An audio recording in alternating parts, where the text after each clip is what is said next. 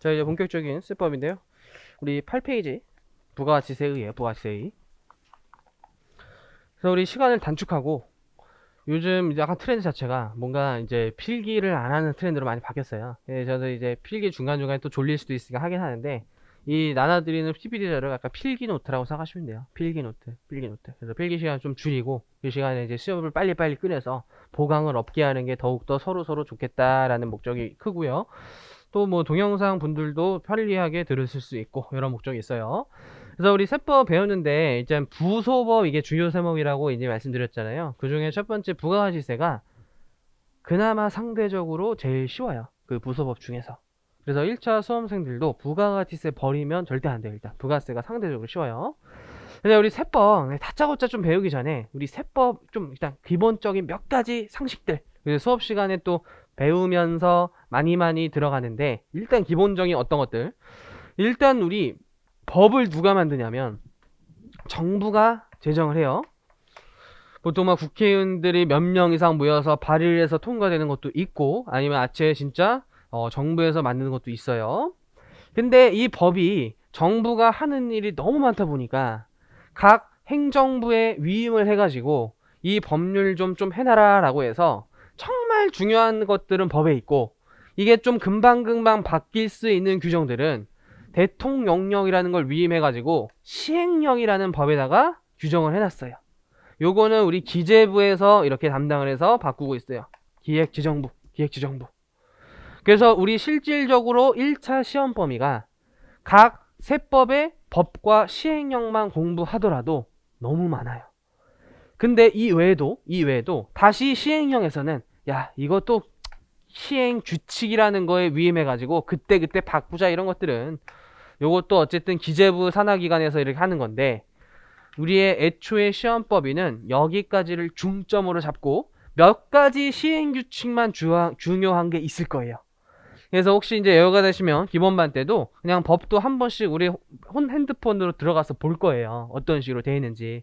근데 실질적인 진짜 법을 보고 공부하기에는 현실적인 어려움이 있는 게 예를 들어 우리 이 법에 1 일어나는 게 1조예요. 1조. 그리고 이렇게 하는 게 1항이에요. 1항. 다시 1항의 기억 이렇게 과목 이렇게 있어요. 과목, 나목, 다목 이런 식으로. 근데 이게 법이 똑같은 걸 또 써줘 놓으면 안 되니까 어떤 거에서는 27조 2항을 준용한다 이렇게 되어 있어요. 실제 법에 나중에 여러분들 합격하면은 다 법조문 공부 보고 일을 할 거예요. 무료예요, 무료. 근데 유료 사이트도 있어요. 훨씬 더 보기 편하게 하는 유료 사이트도 있고. 그래서 요 27조 2항을 막 쫓아가야 돼요. 그래서 봤더니 갑자기 47조 5항 4항을 따라가래요. 47쪽으로 막 쫓아가요. 못해요. 그렇게 공부를. 그죠? 근데 일할 때는 진짜 그렇게 해야 돼요. 일할 때는 거래 클라이언트가 이거 왜 그런 거예요? 죄송한데 저 해커스 잠깐만 세법 비기닝 좀 봐볼까요?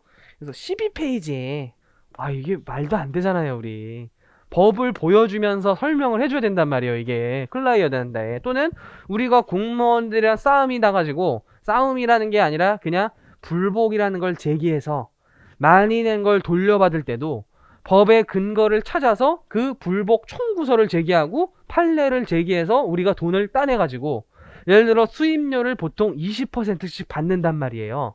원래 많이 냈다. 저 이거 많이 낸 건데 좀 돌려받으면 안 돼요? 좀 많이 내신 것 같아요. 이길 수 있을 것 같아요. 제가 이겨볼게요. 그래가지고 받았어요. 20%가 내 거예요. 1억이면 2천, 10억이면 2억 이런 식으로. 그게 좋은 거예요. 우리 한 방을 벌 수 있는 기회가 있어요. 우리 세무사는. 저희 학원에서도 누구라고 말씀드릴 수는 없지만 우리 예전에 회계사님들은 다 저 말고 거의 다 회계사님들이에요. 왜냐하면 그때는 세무사 등록증을 줬어요. 회계사 자격증을 따면 세무사 등록증을 주는 말도 안 되는 자격증 시험이었어요. 그래서 세무사 준비를 안 했었어요. 그게 엄청 오래죠. 근데 그게 이제 세무사에서 권한을 따서 이겨냈죠. 이제는 안 돼요. 몇 년도부터 등록한 회계사는 세무사 근데 공부해서 따야 되는 것이지 그게 또 안 돼요. 그죠? 아주 잘 그 권리를 찾아낸 건데. 그래서 옛날 회계사님들은 세법을 하시는 이제 회계사님들도 종종 있어요. 꽤. 그래서 지인의 상속세를 하나 맡았는데 그게 세금이 꽤 나름 어떤 튼실한 중소기업이어가지고 세금이 몇 억이랬더라. 20억인가 30억인가 나온 거예요. 상속세가 워낙 세금이 커요. 우리나라가 세율이 50% 구간이 있어요. 세율이. 근데 그거를 가업 상속 승계로 물려받으면 이연시켜줘요. 그러니까 상속세를 일단 당장에 부과가 안 돼요. 그 제도를 통해서 40억을 거의 0원에 가까운 수치로 만들어가지고 20%면 8억이에요. 8억. 바로 이사 갔어요. 바로 아파트 샀어요. 바로 아파트. 우리는 그런 한 방이 있을 수 있다는 거예요. 어쨌든 그래서 실제 법조문을 보고 공부하기에는 이런 현실적인 어려움이 있다. 27조 3항 따라갔더니 또 어디 따라가래? 또 따라가래. 그래서 어쩔 수 없이 수험서를 봐야 되는데 요약서를 보면 또 위험한 게 있어요. 요약서는 그냥 이렇게 나와 있어요. 이러다. 그냥 A는 땡땡 B다 이런 식으로 막 도표에다가 이렇게 그냥 나와 있는 건데 이게 공부를 많이 한 다음에 보면은 무슨 소리인지 대충 이해가 되는데 공부가 안 된 상태에서 그냥 생각 없이 외우다 보면 세법이 양이 너무 많다 보니까 금방 까먹어서 어차피 틀려요. 우리가 이런 좀 원문들을 보고 일로 넘어가야 돼요. 우리 현실적으로도 이게 사실은 저희 학원의 트렌드 자체는 최대한 법조문을 보려고 노력하자. 이게 취지예요. 그래서 이 기본서도 나중에 갈 때 그 법조문을 수험화에 가장 최적화시킨 책이 수험계에서 노랭이라고 불리는 세법개론이라는 책이에요. 그게 대학 교수님들이 제일 많이 쓰는 책이고 저희 세무사 시험을 출제하는 분들이 대학 교수님이에요. 그분들이 보는 책을 가지고 공부해야지 그게 적중률이 높단 말이에요. 근데 그게 상대적으로 두꺼워요. 왜냐면 법문구를 그대로 거의 최대한 구현하다 보니까. 그래서 두꺼워요. 보기 싫어요. 막 어떤 거 보니까 막 얇아요. 오씨 이거면 되겠다 해서 그걸 짚는데 위험한 행위예요. 리스크가 있는 행위예요. 더 오래 공부할 수도 있는 길이에요. 그런 기본서를 보고 요약서를 보는 건 좋아요. 저희도 그렇게 해요. 그래서 나중엔 요약서로 공부를 요약해요. 그러나 처음부터 요약서를 보는 건 굉장히 위험하고요. 실제 시험에서는 이 법문구가 나와요. 27조 3항을 준용한다고는 안 나오지만 27조 4항 법문구를 그냥 컨트롤 C 컨트롤 V로 시험에 출제되는데 우리가 그걸 많이 본 거예요. 맞아 이렇게 판단이 되는데 이렇게 써져 있는데 이렇게 나오니까 오이씨 이게 이 말이었나? 이렇게 돼요. 이게 시험장에서 그러면 안 되잖아요. 처음에 어렵더라도 나중에 합격을 빨리 하는 길에 공부를 할 거예요. 우리는. 그래서 요약서 처음부터 보려고 하지 마세요. 그게 위험해요. 정말 리스크가 있는 공부예요. 그래서 이런 식으로 우리 세법이 구현이 돼 있다. 법, 시행령, 시행규칙. 그래서 이거를 3단 복이라고 해가지고 나중에 일할 때도 이런 홈페이지를 가보면 이 법에 매칭되어 있는 시행령, 요 시행령에 매칭되는 시행규칙을 딱 왼쪽 모니터에 펴놓고 오른쪽에는 내가 그냥 뭐 한글이라든지 워드라든지 뭐 작업을 통해서 일을 하시는 거예요. 실제 일할 때. 근데 수험생 때는 요걸 수험서에 요약해 놓은 어느 정도의 수험서를 보는 것이다. 그렇게 이제 생각을 하시면 돼요. 그리고 두 번째 기본 상식은요. 이 세법이라는 게 당연히 출발점은 헌법에서 나와요. 헌법. 우리나라 최고 법률인 헌법에서 나와요. 헌법. 이 헌법에서 세법에 큰 영향 두 가지를 미치는데요. 첫 번째가 이제 조세 법률주의라고 해가지고 요거는 좀 적어두세요. 조세 법률주의와 그 다음에 조세 평등주의. 요거는 우리 세법 공부할 때 꼭 알고 있어야 되는 개념이에요.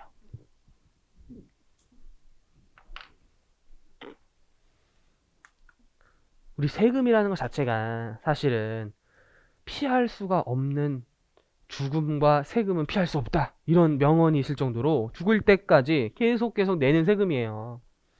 근데 이런 세금을 공무원들, 즉 정부, 국가가 부과할 때 당연히 재정 수입 목적으로 가져가는 건데 이게 공공의 이익을 위한 국가라는 큰 기관의 돈이다. 그래서 우리 현직에 있는 실무분들은 그냥 삥 뜯어간다 이런 식으로 얘기하는데 그냥 좀 우린 수험서답게 공공의 이익을 위한 재정 수입으로 걷어가는 건데 이의 근거가 법에도 없이 막 뜯어가면 안 된다라는 거예요. 그래서 조세 법률주의라는 건 조세의 종목과 세율은 반드시 법에 정한다. 법에 따른다. 이렇게 해놨어요. 법에 없으면 부과할 수가 없는 거예요. 그런 굉장한 중요한 개념이 있고 이 법에 아무리 자세하게 써내려고 해도 어떤 현실상 다양한 경제활동을 다 글로 적어두는 게 한계가 있어요. 한계. 그럼 어느 정도 해석을 통해서 법을 어떤 이제 읽어야 되는 문제가 생기는데 그때 중요한 개념 중에 하나가 엄격 해석의 원칙이라는 거예요.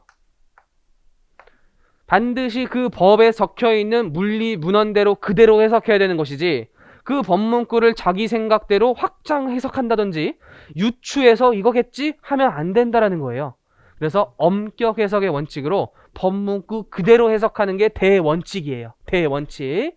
아주 애매한 것들만 기재부에 전화하든지 아니면 물어보든지 해서 예규 같은 걸 활용하는 것이지. 근데 우리 수험은 예규가 주가 되면 절대 안 돼요.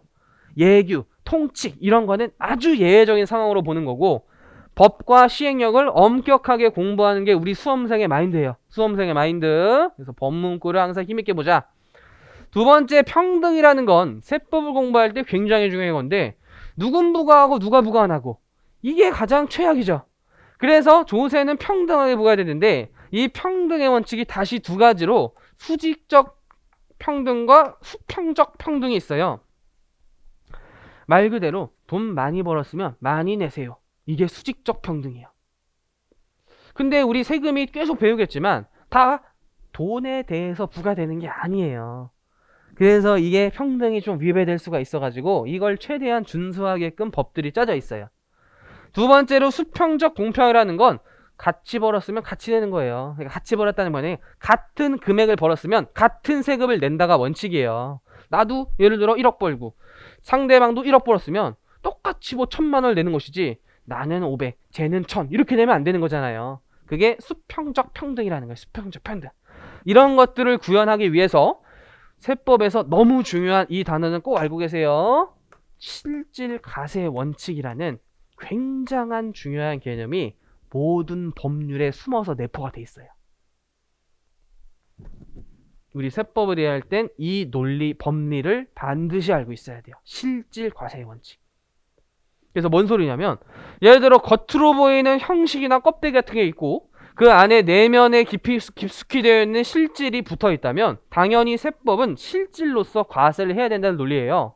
대표적인 예 같은 거 하나 들어보면 실제 대법원 판례에서도 나온 사항인데 PC방 사장이 있었는데 우리 서류상으로는 바지를 둔 거예요. 갑이란 자를 둔 거예요.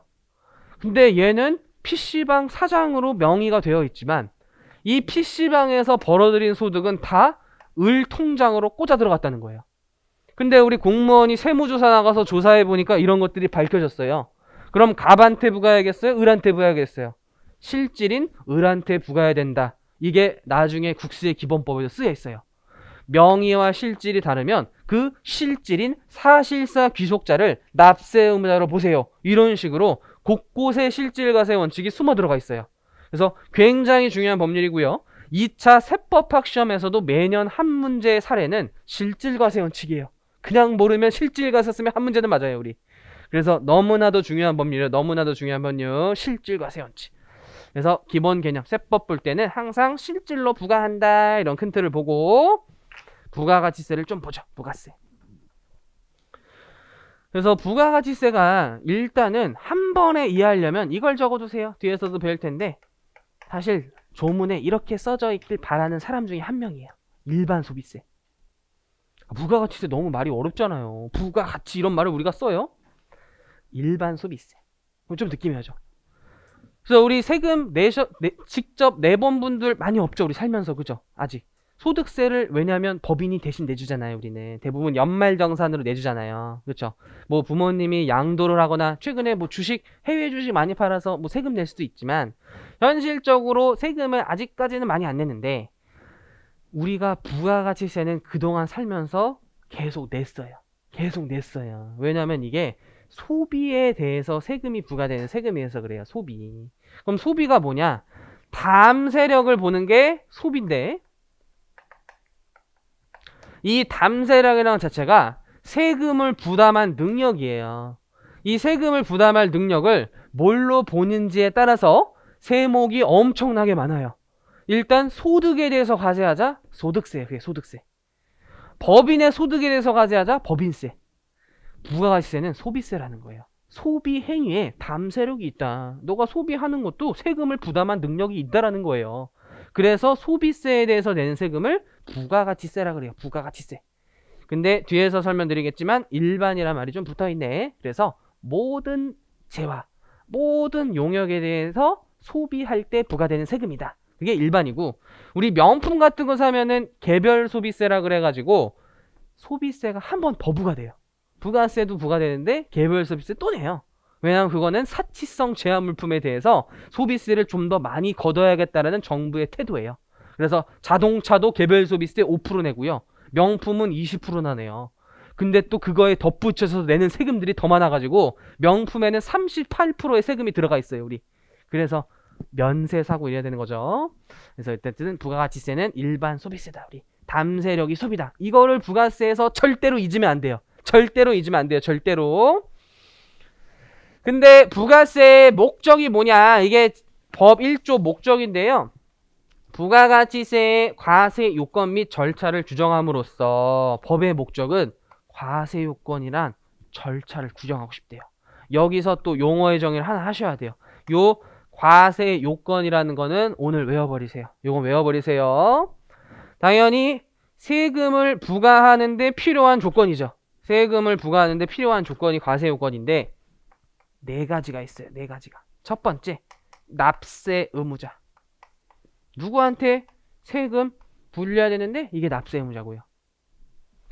두 번째는 과세 대상이라 그래가지고 뭐에 대해서 부과되는데 이게 과세 대상이에요.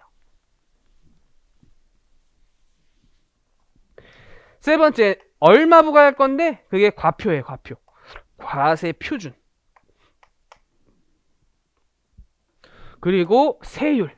요 과표에 부과되는 금액이 세율이에요. 항상. 요 과표랑 세율을 부과하면 그게 세액이 나와요. 세액. 참고로. 그래서 요 네 가지를 과세 요건이라고 하고 모든 법에서 이 과세 요건을 규정해야 돼요. 시행령도 안 돼요. 그 정부가 규정하는 법에서 과세 요건이라는 걸 반드시 기재해야 돼가지고 결국 우리가 큰 틀로 배우는 게 각 세목의 과세 요건이랑 절차를 배우는 거야. 절차는 그냥 세금 이거 어떻게 내는지 적어놓은 거예요. 이거를 내가 스스로 신고해야 되는지 다른 사람이 걷어주는지 이런 내용들이 그냥 절차고 과세 요건이 네 가지를 결국 힘있게 배우는 건데 이게 납세 의무자가 이랬다 저랬다 또 과세 대상은 뭐고 이에 따른 과표 또 과표에 따른 세율 이런 식으로 연관이 되어 있어요. 그래서 이게 과세 요건 제목만 일단은 기억하자. 제목만 꼭 기억을 하세요. 그래서 부가세를 공정하게 과세하고 싶다. 어떤 평등의 개념이 들어가고요. 또 납세 의무의 적정한 이행 확보 및 재정 수입의 원활한 조달에 이바지함을 목적으로 한대요. 그래서 수업 목적으로는 그렇게 중요하지 않은데 이런 단어 같은 거 이해하기 위해서 가져온 거예요. 그래서 부가세는 일단 뭐냐? 다음 장에서 보자.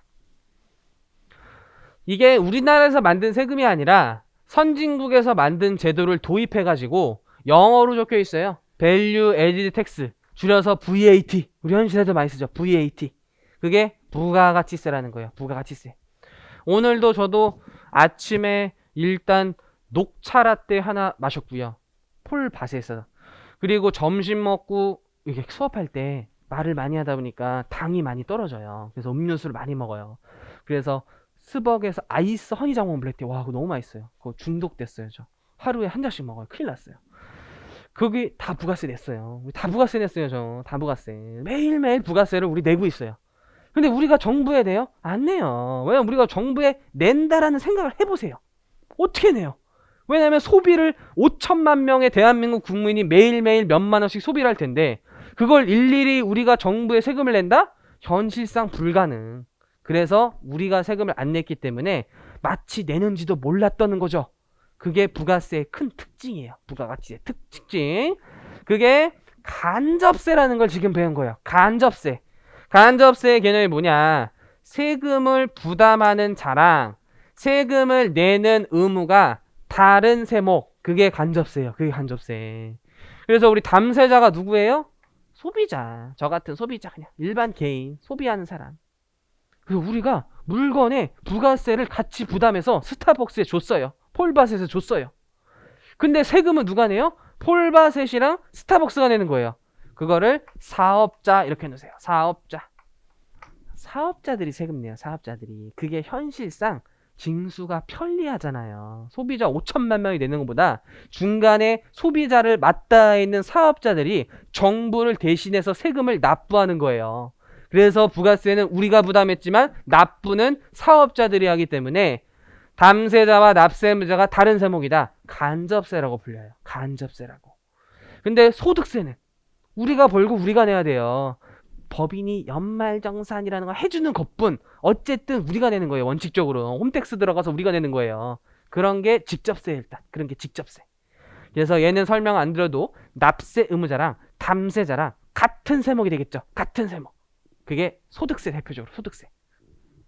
그래서 부가세의 큰 특징 두 개가, 부가세는 왜 부과하냐, 소비행위에 담세력이 있다. 그래서 부과되는 거. 두 번째, 간접세이기 때문에 납세 의무자랑 담세 의무가 다르다. 이게 인문강의에서 부가세에서 가장 중요한 개념 일단 두 가지예요. 이걸 일단 머릿속에 박아놓고 세부적인 내용 들어가야 돼요. 그래서 개별 소비세는 사치성 이런 거에 부과되는 거고 1차에 안 나와요. 그냥 참고 목적으로 이해 목적으로 가져온 거일 뿐. 그리고 조세 중립성이라는 걸 왜 해놨냐면 트레비에도 10% 부과되고 스타벅스도 10% 부과되고 폴바스에 10% 싹 다 그냥 10% 세금이 부과되니까 내가 세금 때문에 이 재화 선택을 달라지지 않겠구나. 그게 중립적인 위치에 있다라는 내용인데, 개별 소비세는 명품 자동차 같은 특정한 재화에 대해서만 세금이 부과돼가지고 이것이 비싸네, 안 사야겠네, 이런 생각이 들 수 있잖아요. 그래서 중립적이지 못하다 뭐 이런 내용이에요.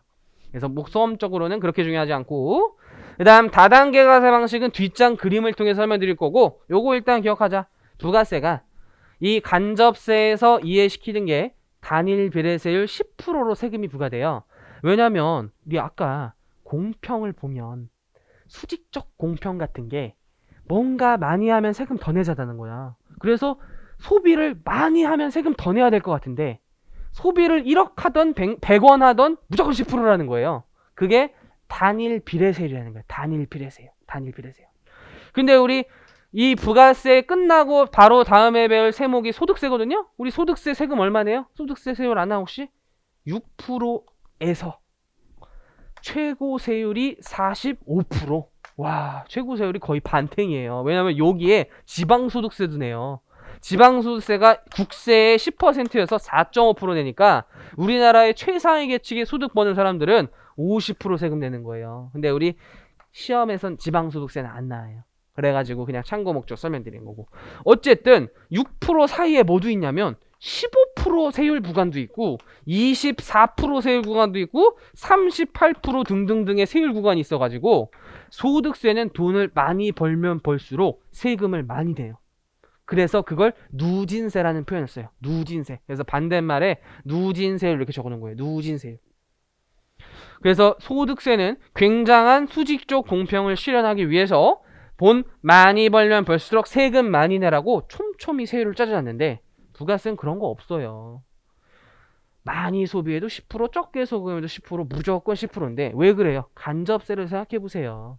사업자들이 그 사람 소비했는지 일일이 어떻게 알아요? 죄송한데 그 소비 내역 좀 다 볼 수 있을까요? 그래서 소비 많이 해서 막 세율 많이 걷고 불가능. 그냥 무조건 10%. 그냥 무조건 10%예요. 그냥 무조건 10%. 근데 여기서 문제점이 생기네? 그래서 소비 많이 하면 세금 더 내야 될 것 같은데 소비 적은 사람이랑 세율이 같아 버리니까 평등이 좀 실현 안 돼가지고 그런 문제를 달성하기 위한 면세라는 제도를 만들어내요. 그래서 주로 서민들이 먹는 기초 생활 필수품 같은 거에 대해선 부가세를 면제시켜요. 우리 학원도 부가세 면제돼요. 교육하라고. 책 면세돼요. 책 읽으라고. 그냥 쌀 사는 거 면세돼요. 밥 먹어야죠. 김치 원칙적으로 면세돼요. 근데 편의점 김치 과세돼요. 참고로 편의점 김치. 그런 식으로 배울 거예요. 일단 서막. 그리고 부가세 어떻게 계산하는지 이거 기본반 때 이해하는 게 일단 목표예요. 전단계 세액공제법이라는 거 이해하는 게 우리 목표예요. 요것만 배워도 부가세의 정말 큰 개념을 배운 건데 이게 다음 페이지의 그림을 통해서 이해해보죠. 요거를 꼭 이해하려고 노력하셔야 돼요. 우리 부가세 과세 방식 있죠. 그림에 있죠.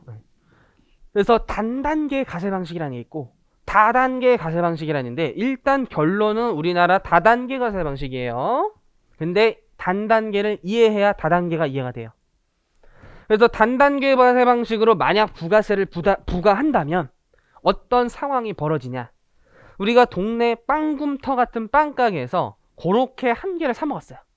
1,800원 정도의 고로케를 사 먹으면 사실 1,980원에 사 먹어야 돼요, 우리는. 왜냐면 사업자가 그 1,800원의 10%인 180원의 부가가치세를 가격에 덧붙여가지고 소비자한테 걷어야 돼요. 그래서 우리가 사는 모든 재활용의 원칙적으로는 부가세가 들어가 있는 거예요. 근데 우리 학원 면세인데 무슨 영수증에 부가세 찍혀있던데 그냥 그 영수증 찍히는 그걸 설정해놔서 그런 거예요. 오해하지 마시고. 그래서 빵가게에서 1,980원에 빵을 사 먹으면 우리 소비자가 180원의 부가가치세를 부담한 거예요. 담세자. 세금은 빵가게 사장님이 갖고 있다가 정부가 내라는 기간 때 내야 돼요. 그래서 얘가 납세 의무자. 납세 의무자는 사업자고 세금 부담자는 소비자예요. 그렇게 해가지고 이렇게 얘가 180원 걷고 얘가 180원 부담하면 정부의 부가가치세로 세수가 들어와서 그걸로 뭐 지하철 만들고 국회의원 월급도 주고 공무원 월급도 주고 이런 식으로 재원에 쓰이는 거죠. 그래서 이게 단단계 가세 방식. 근데 현실적인 문제가 있어요. 우리 요즘은 이제 소매업자들이 많이 줄긴 했잖아요. 다 프랜차이즈 돼가지고 우리 동네 슈퍼도 요즘 잘 안 보이죠, 그죠? 어렸을 때는 우리 동네 슈퍼 많았는데, 그죠? 동네 슈퍼. 어렸을 때 첫 소비를 기억해보면 태어나서 첫 소비를 한 6세 정도에 한 것 같은데 엄마가 아이스크림 사 먹으라고 1,000원을 줬는데 그때 제가 본 부모님의 소비 행위는 뭔가를 주면 뭔가를 받았어요. 잔돈이라는 걸 받았는데 그땐 잔돈의 개념이 없으니까 그래서 내가 아이스크림 500원짜리를 줬는데 아무것도 안 주는 거예요. 그래서 거기 가만히 30분 내내 줄 때까지 서 있었다 온 기억이 있어요. 근데 그게 1,000원짜리였나 봐요. 2개 사가지고. 그래서 잔돈을 안 받아야 되는 상황인데 저는 뭘 주면 뭘 받았다는 걸 본 기억이 있으니까 계속 말도 못하고 쪼그려져서 길어서 왜 이렇게 늦게 왔니? 아이스크림 하나 사는데 이런 얘기를 들었던 기억이 있어요. 어쨌든 그런 가게들이 요즘 안 보여요. 왜냐면 거의 다 편의점. 그죠? 거의 다 편의점. 우리나라에 부가가치세가 많이 징수된 급격한 변화의 계기가 편의점의 발달이에요. 편의점의 발달. 왜냐면 편의점에 우리 현금 결제해요? 대부분 카드 결제하잖아요. 그거 누락 못해요. 카드 회사로 거래 내역이 다 드러나가지고 정부한테 걸리면 아작나요, 우리. 근데 일반 소규모 옛날 가게에서는 대부분 현금 결제했잖아요. 그냥 그 사장님이 몰래 갖고 있어도 몰라요, 사실. 정부가 알 수가 없어요. 뭐 CCTV로 뭐 보지 않는 이상. 근데 그렇게 쉽지 않죠. 그래가지고 옛날엔 부가세가 잘 거치지도 않았고 이런 영세한 사업자들이 이 부가세를 안 내면 그냥 안 내지는 거잖아요. 그래서 야, 안 되겠다. 단단계 가세 방식 취하면 제가 안 냈을 때 부가세를 우리가 거둘 수가 없겠구나라는 문제에 도달한 거예요. 그래서 다단계 가세 방식이라는 걸 도입했다. 어떻게 가세하냐면요. 잘 보세요.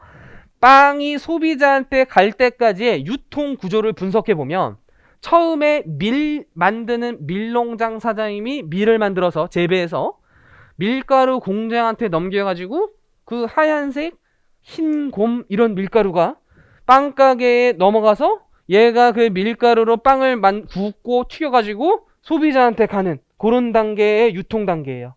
그래서 처음에 밀농장 사장님이 무에서 유를 창조했죠. 이 사람은 진짜 밭을 가꿔가지고 0에서 1,000원의 밀의 가치를 창출해낸 거예요. 그래서 요거 필기하면서 따라오세요. 얘가 창출한 가치가 1,000원이에요. 1,000원. VA가 Value Added라 그래서 부가가치예요. 텍스는 빼고 부가가치. 밀농장 사장님이 창출한 가치예요. 창출한 가치. 그럼 부가가치세 세제하에서는 이제 요 부가가치에 대해서도 세금을 내야 돼요.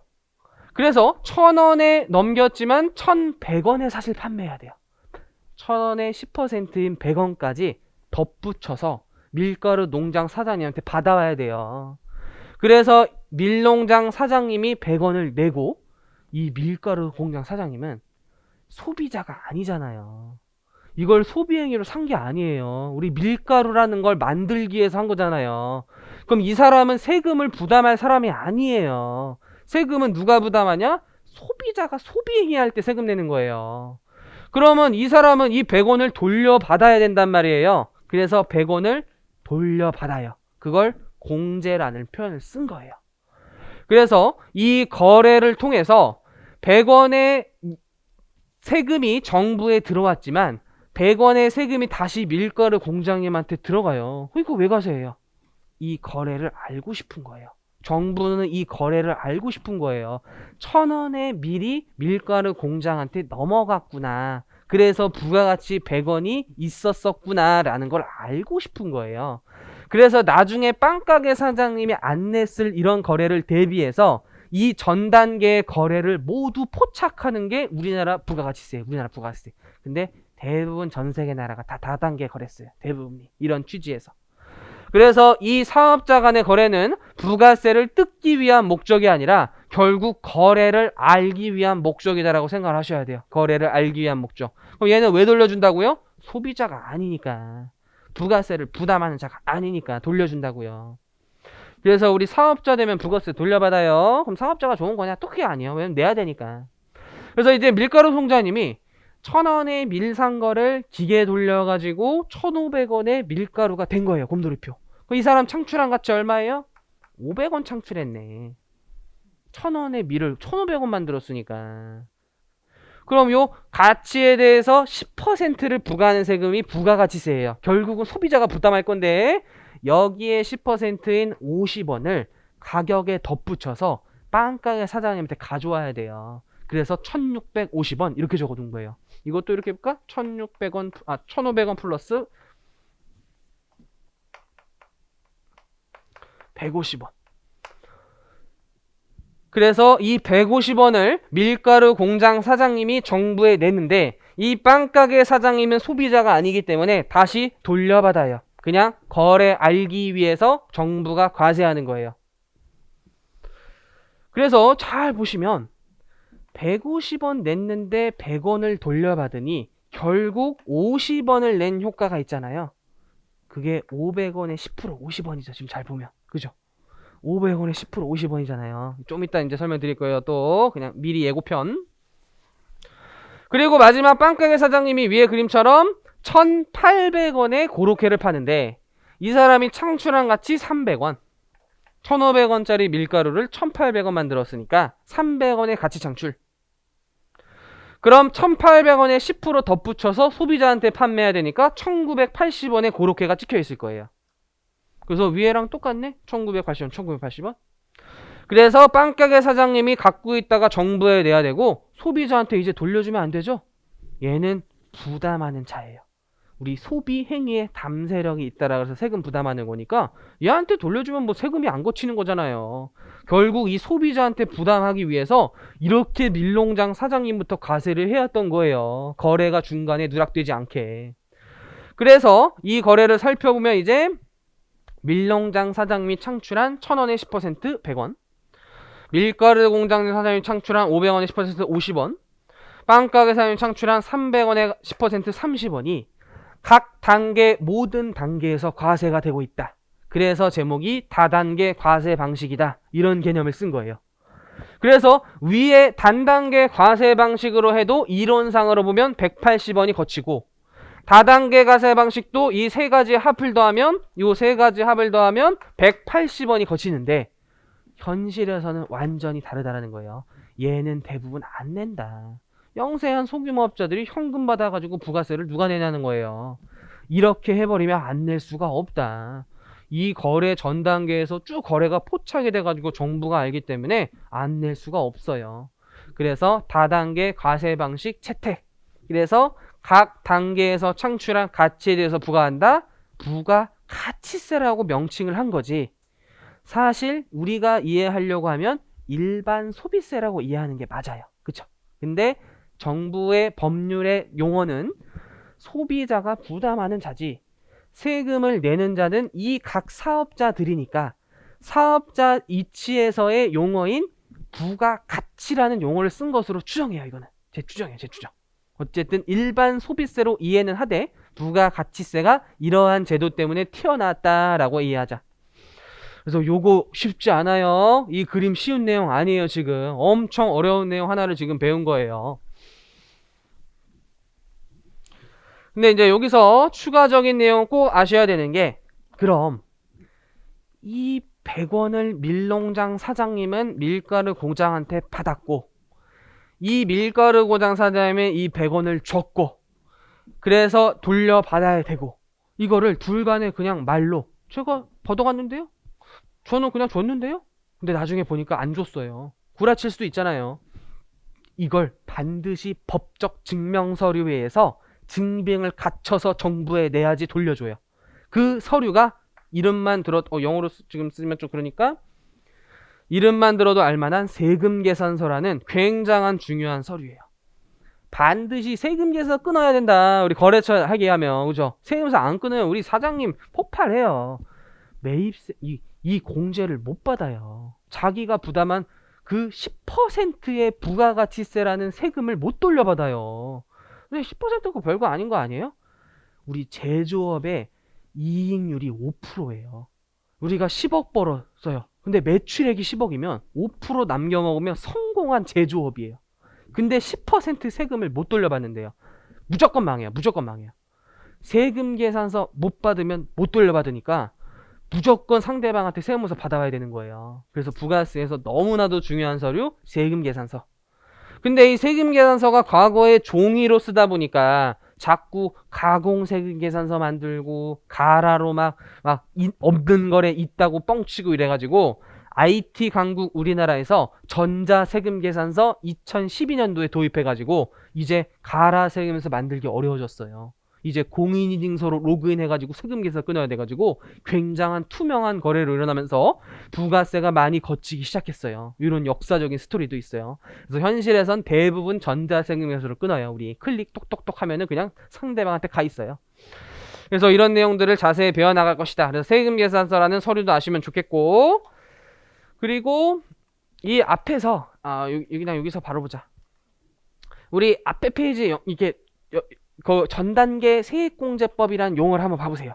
전단계 세액공제라는 용어. 거기에 뭐라고 적혀 있냐면 매출세액에서 매입세액이라는 걸 빼도록 되어 있잖아요.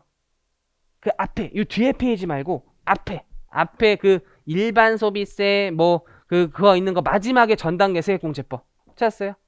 거기에 그렇게 적혀 있죠. 어씨 넘어가 줘야겠다. 이게 애니메이션 들어가 있으기 너무 힘든데. 이거 같이 보라는 거. 이거 아까 넘어가서 보고 요거 보고. 그래서 전단계 세액공제법이 이렇게 나와 있어요. 매출액 곱하기 10% 이게 매출세액이고, 매입세액은 매입액 곱하기 10%가 아니라 매입세액 적혀있네? 뭐지? 뭔가 느낌이 다르네. 일단 뭔가 이상한 느낌이네. 일단 이런 느낌 일단 받고. 그래서 이 매출액 곱하기 세율이 뭐냐면 뒤에 그림에서 이게 지금 매출세액이에요. 적어두세요. 요게 매출세액이에요. 부가가치세에서 우리 용어 입문반에서 알고 넘어가 줘야 돼요. 매출세 이런 거 우리 처음 들어보는 거잖아요. 매출세. 그 다음에 요게 매입세액이에요. 요게 매입세. 밀농장 사장님은 우리 어디서 매입한 적 없잖아요. 그러니까 매입세액 빵이야, 빵 지금. 밀가루 공장 사장님은 매입할 때 100원 냈잖아요. 그게 매입세액이에요. 그게 매입세. 매출세액은 판매할 때 거둔 거, 그게 매출세액이에요. 이제 거둔 거. 그래서 얘가 100원 걷었잖아요. 그게 매출세액이고, 이 매출세액은 얘의 매입세액이 돼요. 이게 거래가 누군가가 판매했으면 누군가는 샀을 거잖아요. 그죠? 거래라는 게 항상 상호 검증이라는 게 있어요. 한쪽에서 판매했으면 다른 사람은 산 거예요. 이 생각을 항상 하고 있어야 돼요. 내가 무슨 유령한테 판매하지 않았을 거 아니에요. 얘의 매출세액은 얘의 매입세액이에요. 이게 다르면 안 되는 거예요. 이게 다르면 나중에 세무조사 나오면 이거 검증해요. 세무공무원이 이거 어디서 났어요? 그럼 상대방 확인해 볼게요. 다 상호 검증해요 우리. 그리고 요 150원도 1,500원의 10% 매출세액이라고 하고, 얘 매출세액은 빵가게 사는 매입세액이에요. 매입세. 그래서 부가가치세는 매출세액에서 매입세액을 빼서 계산한다. 요렇게 튀어나온 걸 납부세액이라 그래요. 납부세액 적어두세요. 납부세. 용어의 정의 이거 꼭 입문반 때 기억하세요.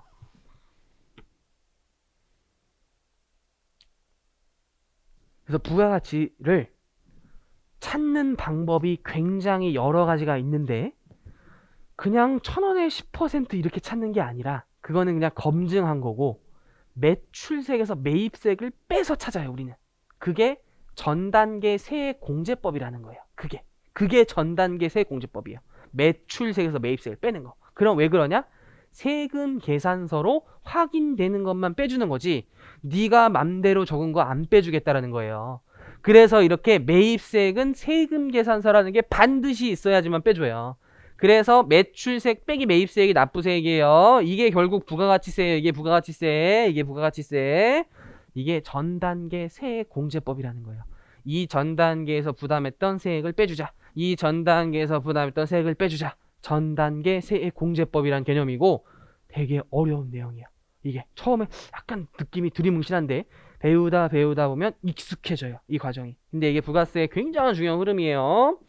그래서 우리 비기닝도 한번 쓱 보자. 부가세 비기닝 쓱 보자. 부가세 특성. 부가세 일단 소비에 대한 세금이다. 무조건 떠올리세요. 우리 배우다 보면 이거 내가 뭐 하고 있지? 이런 생각 들 때 맞아. 소비 행위에 세금 내는 거였지. 잊으시면 안 돼요. 그래서 뭐 서로는 그냥 읽어보시고 두 번째 문단 한번 볼까? 소비에 대해 세금을 낸다는 것이 언뜻 이해가 되지 않는다. 우리 편의점에서 과자 사 먹거나 식당에서 김밥 사 먹을 때 세금 낸 적이 없는 것처럼 느껴지기 때문이다요. 원래는. 하지만 우리는 소비에 대해서 살면서 세금을 냈는데 왜냐? 영수증에 부가가치세 이런 거는 본 적이 있잖아요. 그래서 소비에 대한 세금은 우리가 모르는 사이에도 내고 있었다. 생활에 깊숙이 스며들어 있다. 이런 식으로 표현을 쓴 거예요. 그래서 부가세는 누가 내느냐? 중요하다. 납세 의무자를 설명한 내용인데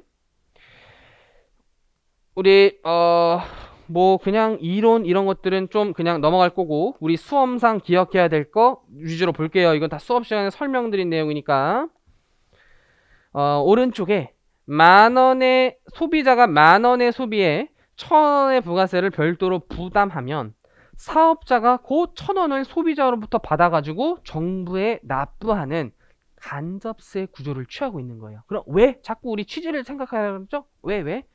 소비자들이 내는 게 현실적으로 어렵잖아요. 우리가 세금 어떻게 내요? 5천만 명이. 우리가 세금 내는 게 쉬워 보여요? 어려워요. 쉽지 않단 말이에요. 사업자, 니네들이 정부를 위해서 좀 내줘. 다 모든 나라 그렇게 한대. 약간 이런 느낌이에요, 우리. 그래가지고 부담과 납부의 의미는 다르다. 담세자와 납세 의무자가 다르다라는 괄호의 문구가 있죠. 사업자가 소비자로부터 1,000원을 받지 못했더라도 사업자는 내야 돼요. 부가세 안 받았어도요? 사업자가 내야 돼요. 사업자 책임이에요, 사업자. 왜냐면 사업자가 이것도 세법이 좀 어려운 용어인데 사업을 하는 순간 어떤 프라이버시 느낌보다는 국가가 운영하는 공적인 연연 개념에 들어온 거예요. 사업을 하는 순간. 그래서 막대한 책임과 막대한 부담 의무들이 부여돼요, 사업자한테는. 그래서 사업자가 소비자한테 못 받았더라도 지 돈으로라도 내야 돼요. 그래서 소비자가 안 줬어요. 내야 돼요. 사업자 책임이에요. 그건 네가 못 받은 거지. 이건 정부는 이 입장이에요. 그래서 소비자로부터 징수하는 몫은 사업자 몫이다. 사업자가 소비자와 짜고 부가세 없이 10,000원으로 거래했더라도 사업자는 내야 된다. 어쨌든 다시 질문해서 부가세는 누가 내냐? 정답은 소비자가 부담하되 국가를 대신해서 사업자가 소비자로부터 걷어 국가에 납부하는 세목. 그거를 뭐라 그런다? 아래쪽에 간접세 체크하자. 여기 간접세. 그리고 부가가치세는 동시에 소비세인 것이다 라고 나와있어요. 그래서 이 두 용어가 가장 중요해요. 그래서 왜 이런 식으로 거치냐라는 취지가 이 3점에서도 나와 있는데요. 첫 번째 줄 끝부터 보면 일단 소비자가 소비할 때마다 세금 계산해서 매번 납부하는 것이 현실적인 불가능해요. 일일이 그때 어떻게 내냐. 차라리 사업자가 소비자로부터 징수해서 사업자 니네들이 좀 불편하더라도 너희들이 내는 것이 좋겠다. 그래서 우리 부가세 언제 내죠? 1년에 2번 내는 게 원칙인데 예정신고라 그래가지고 4번 내는 법인들도 있어요. 2번 낼 수도 있고 4번 낼 수도 있어요. 그래서 우리 세무사 수습기간이 1월부터 5월까지 원래 픽스가 돼 있어요. 이유가 다 있는 거예요. 왜냐하면 1월에 우리 뭐네요? 1월에 VAT 내요, VAT. 그러니까 부가세 배우라는 거예요. 그리고 이렇게 적어볼까? 2월에 우리 뭐예요? 연말정산이에요. 연말정산. 연말정산 배우라는 거예요. 우리 3월달. 우리 3월달에 생일인 분들 세무사 되실 때 생일이 없다라고 생각하세요. 생일이 없다. 우리 법인세 내야 돼요. 법인세. 무조건 야근이야. 무조건 야근. 우리 3월달에 그냥 야근의 달로 생각하세요. 야근의 달. 3월달에 결혼하시면 결혼기준은 없는 거예요. 결혼기준은 없는 거예요. 우리 무조건 야근. 무조건 야근. 근데 내가 개업하고 이러면 뭐 모르겠죠. 그 다음에 4월달에 다시 VAT 예정신고라는 게 있는데 요때 좀 쉬어가는 타이밍이야. 쉬어가는 타이밍. 그리고 현실에서 2월달에 우리 면세사업장 신고하는 법인들도 많아요. 왜냐면 병원이 거래처면 면세사업자한테 뭔가의 의무를 또 두고 있어요. 그리고 5월달이 대망했던 우리 소득세 신고. 그래서 이게 거의 주요 세목의 세금 신고 사이클이에요. 이 이후로는 그냥 개별적으로 그냥 건바이 건으로 떨어지는 양도세, 상증세 할지언정 일단 큰 틀에서 하는 애들이 상반기에 집중되어 있어가지고 우리 수습기간이 이렇게 되어 있어요. 수습기간이. 그래서 여기까지 딱 맞춰가지고 이제 도장 다 세무사에 그 출석했다라는 거 보내면 개업할 수 있는 자격이 주어져요. 그래서 부가세도 이렇게 1년에 오우씨 4번이나 낼 수도 있구나. 좀 이따 신고기한도 배워요. 그래서 바빠요. 1월 달에도 우리.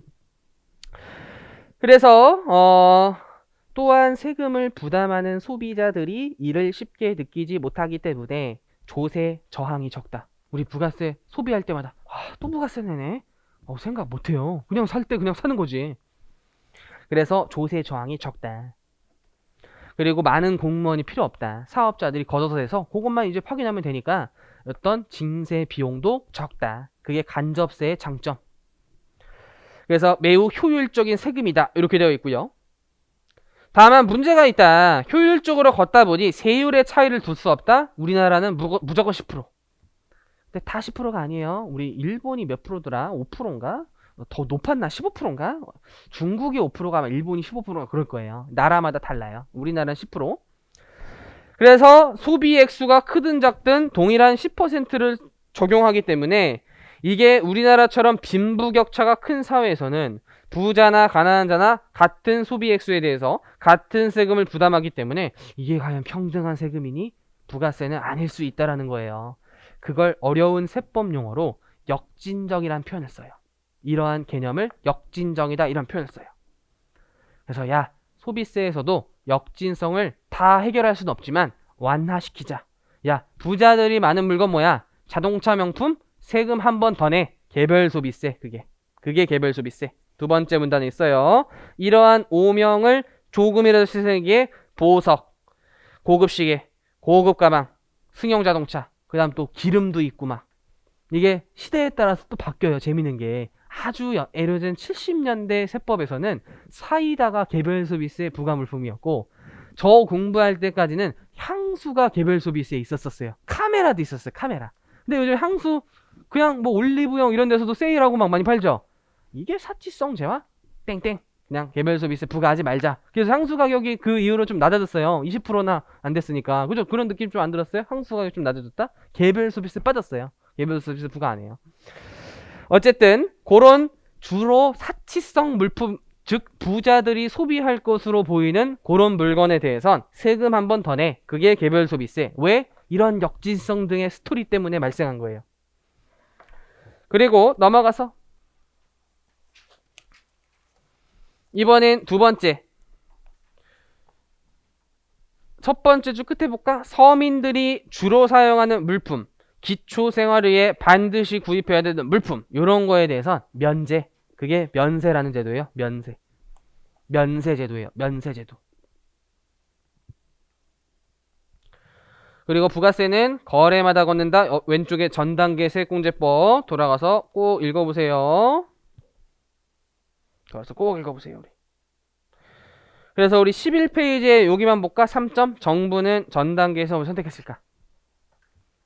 그래서 우리 기본반 때는 뭐 달달 외우고 이런 느낌으로 절대 보지 마세요. 에너지를 괜히 쏟는 거예요. 이 책 자체가 취지가 이렇게 얇지가 않아요. 우리 나중에 기본서 보시면 엄청 두꺼운 책 두 권이나 있어요. 애초에 지금 뭐 달달 외워서 막 이걸 봐서 한 게 아니라 용어 친숙과 개념 정립이 목표예요. 우리가 6번밖에 안 되잖아요. 진짜 친숙해지는 게 이 강의의 목표예요. 친숙해지는 게. 그래서 볼 때도 막 이거를 뭐 달달 막 이렇게 읽지 말고 그냥 소설책 보듯이 두세 번 읽고 기본 강의만 넘어와도 굉장한 효율이 생겨요. 그 목적이니까 너무 인문 강의에 대한 스트레스 받지 말고 그냥 잘 그냥 이게 소설책 읽듯이 읽고 넘어오세요.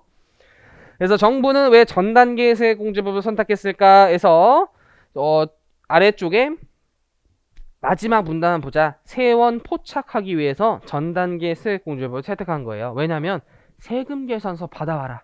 그래만 해주겠다. 그래서 전 단계 세액공제법이 탄생한 거예요. 안 그러면 니네들이 가라로 장부 적고 정부가 확인하는 게 어려울 수 있으니 건 바이 건으로 한 개 샀으면 한 개 세금 계산서 있어야 돼요. 각 TV 샀으면 TV 세금 계산서, 책상 샀으면 책상 세금 계산서.